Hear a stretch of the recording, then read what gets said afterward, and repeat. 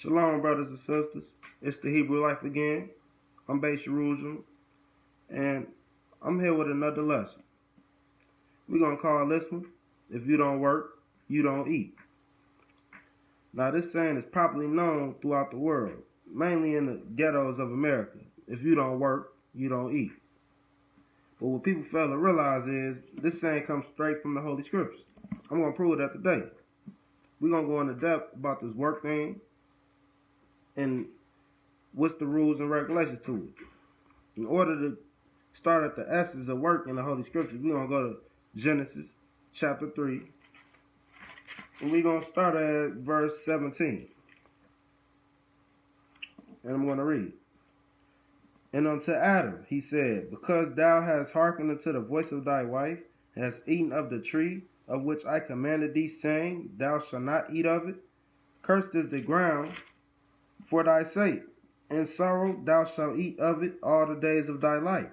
Thorns and also the thistles shall it bring forth to thee. Thou shalt eat herbs of the field, and in the sweat of thy face shalt thou eat bread, till thou return unto the ground, for out of it thou wast taken. For dust thou art, and unto dust thou shalt return.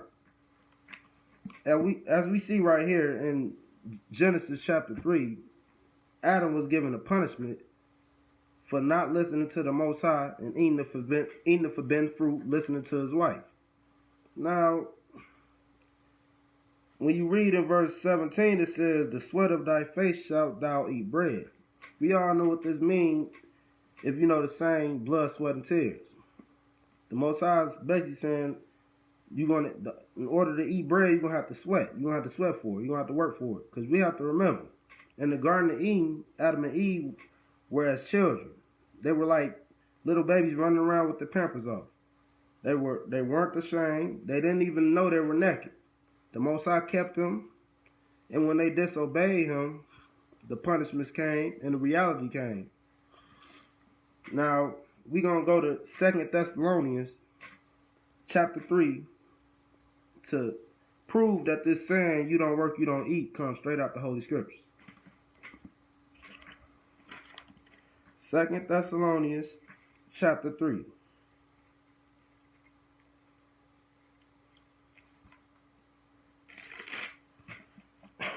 Second Thessalonians. We're going to start at chapter 3. It says, for even when we were with you, this we commanded you, that if any would not work, neither should he eat. There we go right there. Paul saying, I'm going to read that again, and I'm going to go in detail about it. For even when we were with you, this we commanded you, that if any would not work, neither should he eat. For we hear that there are some which walk among you disorderly, working not at all, but are busybodies.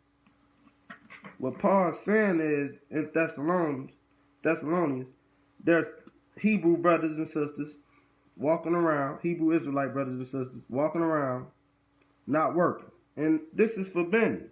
If you know anything about black people, we're hard workers. The Most High had to make the seventh day a Sabbath for us not to work, to get rest, because we're so used to working hard. So right there, you hear Paul saying that if you don't work, you don't eat.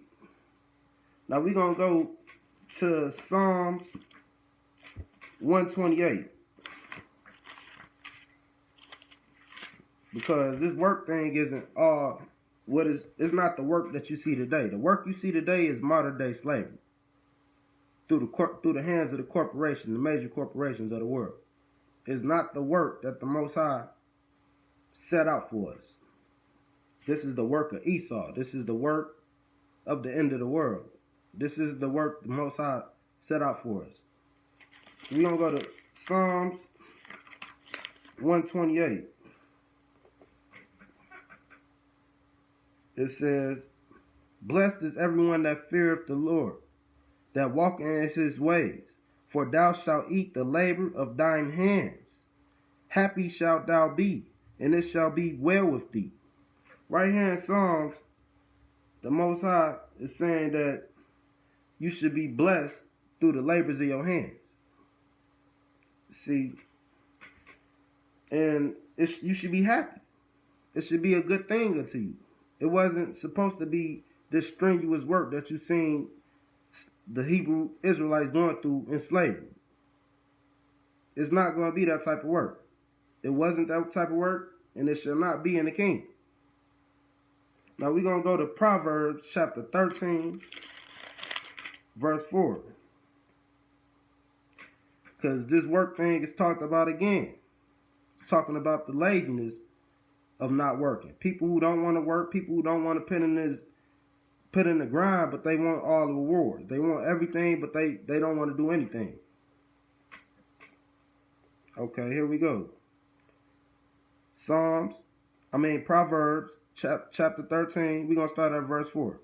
The soul of the sluggard desireth and have nothing, but the soul of the diligent shall be made fat. There we go again, saying that a person who desires everything has nothing because they don't work. And the person that is diligent, he should be fat in his works. There we go, right there again. I mean, see, black people, we're not. It's nothing new to us. Working is nothing new to us. We're not a stranger to working hard. We're not. But there has to be standards. There has to be standards. Now we're gonna go to Ecclesiastes.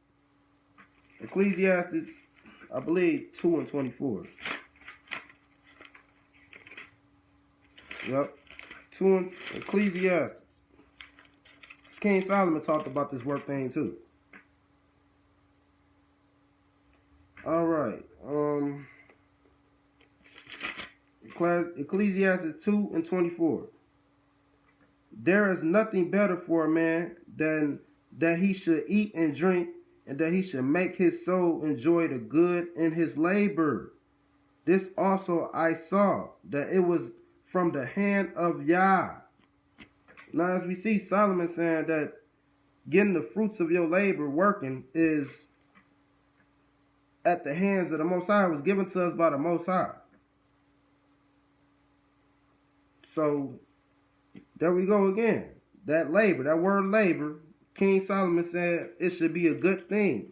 But when we look today in today's world, people hate their jobs. They hate their job. They hate going to work. Can't stand it because it's modern day slavery. You're breaking your back for a 401c3 plan or a pension that you might not even get, that you might have to spend up due to the SS blood sucking of the government and the SS blood sucking of the bill collectors. Now we're gonna go to Genesis chapter 47, because when we came into Egypt, the Pharaoh asked us what was our occupation. If you've ever filled out a job application, we know occupation is a job. So we're going to go to Genesis chapter 47 real fast.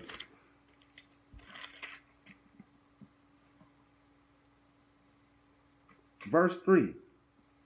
And the Pharaoh said unto his brethren, what is your occupation? And they said unto the Pharaoh, thy servants are shepherds, both we and also our fathers. That we see right there. When we came into Egypt, we didn't come as slaves. We came to work, and we came with our brother Joseph because of the famine in the land of Canaan.